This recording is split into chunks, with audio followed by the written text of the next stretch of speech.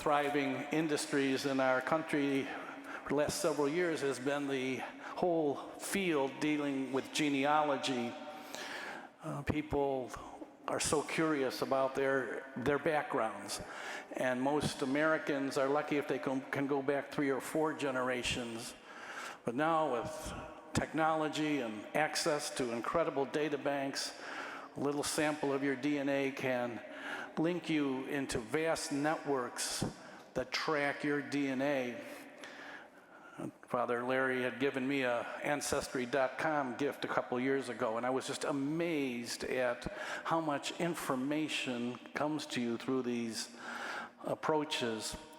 And like any genealogical search, sometimes we assume certain things about our background and can be surprised at the twists and turns that happens in family trees, unexpected discoveries of who makes up who I am as a person. The Bible, in many ways, is a genealogy. It tells us the source of our faith as it has been handed down from one generation to the next. The Saturday before Christmas, we listen each year to the genealogy of Jesus, which traces his genealogy to King David, since he was the son of David.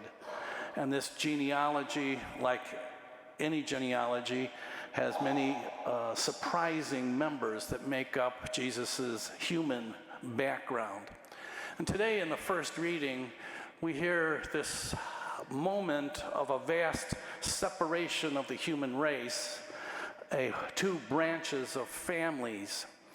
The Abraham story is something we've been listening to for the last couple of weeks. It's wonderful in this cycle of readings to trace more extensively the background of Abraham. As I mentioned last week, he is one of the most venerated people in the Bible. That veneration is due to the fact that he is cherished by Judaism, Islam, and Christianity. There are very few people that can have that kind of admiration and influence. We learn a lot about patriarchal cultures as we study that time in history. It was very common for the head of a tribe or a family to have several wives and numerous children from these various wives that shared the same father but all had different mothers. Another juicy part of the genealogy that we come upon in the Bible. And today we discover that Abraham had another son from another mother. We hear the story today of Isaac and Ishmael. Isaac is the son of Sarah and Abraham. Ishmael is the son of Abraham and Hagar. And today we hear how the family sorted things out, and there was a separation of Hagar and Ishmael, although Ishmael maintained his high rank as a son of Abraham. And today we hear the story that eventually led to Isaac following in the footsteps of being the patriarch of Judaism, and Ishmael became the patriarch of the Arab family. So these 2 tremendous races of people had the same father but 2 different mothers. And in history we would see that, of course, Jesus, who was of Jewish lineage, would trace his lineage to Isaac, and the Arab and later predominantly Islamic family would trace their lineage to Ishmael, the son of Abraham. All of this serves a point of, there's vast differences in our world, in our cultures, and our religions. But as we study, anything, we find out sometimes there's more in common than what is different. I had a biblical scholar that one time described, the religious world as, there's one mansion, and in this mansion there are many different rooms, and all of us have our own room, but we're all in the same house in a way. Judaism, Islam, and Christianity are monotheistic. We all ultimately believe in the same God, even though our path to that God may be different.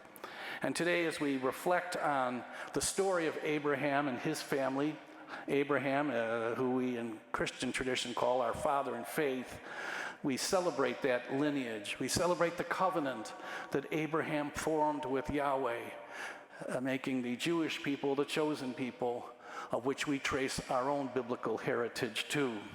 Today we praise God for the workings of his Spirit, generation after generation after generation.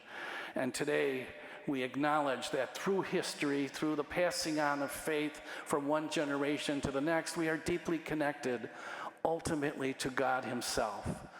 We pray that that sense of relationship will deepen, that sense of awareness of one another's different histories and cultures might be a source of blessedness and not always a source of controversy or division. Abraham, who is a towering influence in the three monotheistic religions, stands before us today in the first reading as someone deeply connected to God, whose deep faith and trust in God made all the difference in the world in terms of the human journey of faith. Hello, OLPH. My name is Mary Lynn Januszewski, and I'm the Director of Finance and Operations at Our Lady of Perpetual Help Parish in Glenview, Illinois. And this message comes to you with heartfelt gratitude and thanks for your ongoing generosity and support of OLPH Parish. This overwhelming generosity allows us to continue to serve and to minister to the parish community in so many different ways. So thank you, OLPH, for all you do. You are much appreciated.